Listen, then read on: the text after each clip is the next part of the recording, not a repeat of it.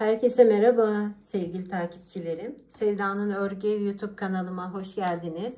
Bugün sizlere çok kolay ve çok amaçlı bir örgü anlatacağım. Örgümüz için böyle orta kalınlıkta yelek ördüğüm iplerden kullandım. Pembe renginde. 3 numarada şişim var. Şimdi örneğimiz 2 ilmek arası, bir de örneğimiz için 3 ilmeğe ihtiyacımız var. Yani toplamda 3 ilmek üzerinden oluşan bir model bu. Arka yüzü bu şekilde, ön yüzü de bu şekilde. Hem kolay hem de zevkli bir örgü değerli izleyicilerim. Şimdi hemen modelimize başlamak istiyorum. Ara ara da sizler için örmüş olduğum bu parçayı göreceksiniz.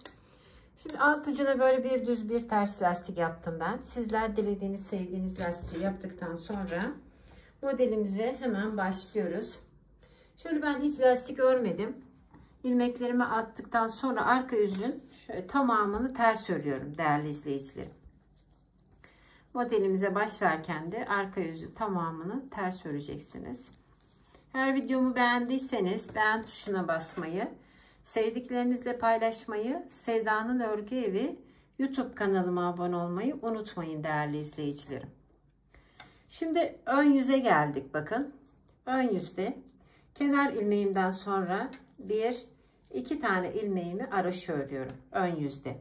Sonra bir tane ilmeğimin yanından bakın şöyle girdim, bir doladım, bir de içinden toplamda 3 ilmek çıkarttım. Yine arada 2 tane ilmeğimi araşı ördüm. 2 ilmeğimi araşı ördüm. Sonra yine aynı şekilde bakın. 1 doladım, 2, bir de içinden 3 ilmek çıkarttım. Yine 2 araşı örüyorum. Üçüncü modelim bakın anlatıyorum.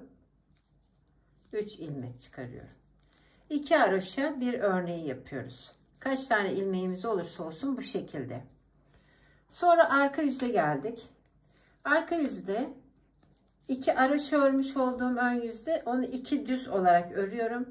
Bu 3 tane çıkartmıştım bir ilmeğin içinden. Onları şöyle topluyorum araşı örer gibi. Hemen yanındakini 2 tane düz örüyorum. Sonra 3 ilmeğimi bu şekilde bir kesiyorum. Yine devam ediyorum bakın aynı şekilde. 3 ilmeğimi kesiyorum. 2 düz ve kenar ilmeğiyle sıramı tamamlamış oldum.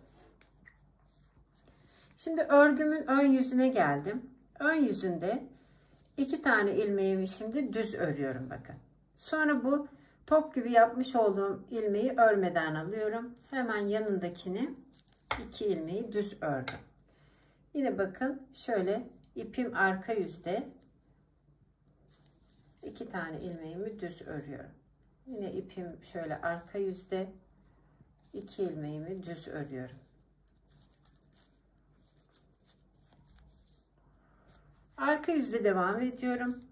Bakın 2 ters örüyorum. Yine bu örmeden almış olduğumu yine örmeden alıyorum. 2 ters örüyorum. Örmeden alıyorum. 2 ters örmeden alıyorum. Ve kenar ilmeğiyle sıramı bitirdim. Şimdi örgümün bakın biraz belli olmaya başladı. Harika bir örnek. Şimdi bütün ilmeklerimin tamamını düz örüyorum değerli izleyicilerim. Sıramın sonuna kadar düz örüyorum. Hiçbir işlem yapmıyorum bakın. Hepsini düz örüyorum.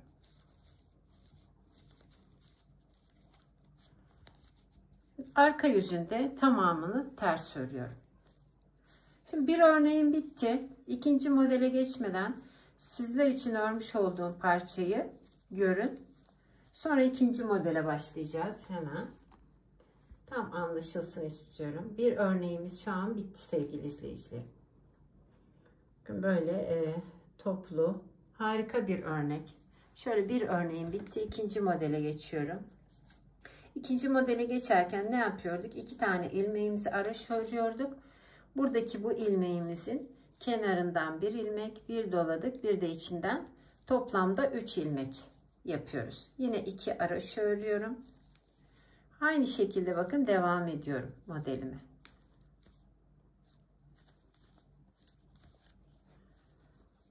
şöyle sıramı tamamlıyorum. 2 haroşa bir de örneğimizi yaptık. Arka yüzde de önde haroşa ördüğüm olmuş olduğum 2 ilmeği düz örüyorum. Sonrasında bu 3 ilmeği kesiyorum. Bakın. 2 düz örüyorum. Sonra 3 ilmeği kesiyorum. Yine aynı şekilde devam ediyorum. 2 düz kenar ilmeğiyle sıramı tamamlıyorum. Belli olmaya başladı yine modelim. Harika dedik. Şimdi ön yüze geldim. Ön yüzde 2 ilmeğimi düz örüyorum. Bu top olan ilmeğimi örmeden alıyorum. Bakın. 2 düz örmeden alıyorum. 2 düz örmeden alıyorum.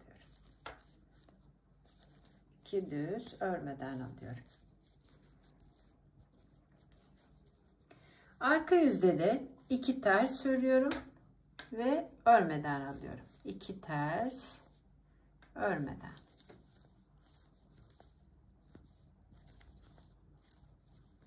Sıramı bu şekilde tamamladım.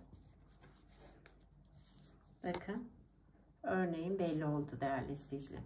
Şimdi ne yapıyoruz? Bütün ilmeklerimizi ön yüzde tamamını düz örüyorum. Bir sıra. Öyle hızlı geçiyorum. Arkalı önlü toplamda 6 ilmekten oluşan 6 sıradan, yani bir model bu. Arkalı önlü saydığımız zaman bu 5. sırası. Şimdi bütün ilmeklerim tamamını ters örüyorum. Bu da 6. sırası. Ben böyle sıramı tamamlarken siz de sizler için örmüş olduğum parçayı görüp bugünkü videomu bitireceğim değerli izleyicilerim. Bakın pembeden ayrı güzel durdu. Beyazdan da ayrı bir güzel oldu. İkisi de bence ayrı güzel oldu. Dilediğiniz, sevdiğiniz renkten yaparsınız bence.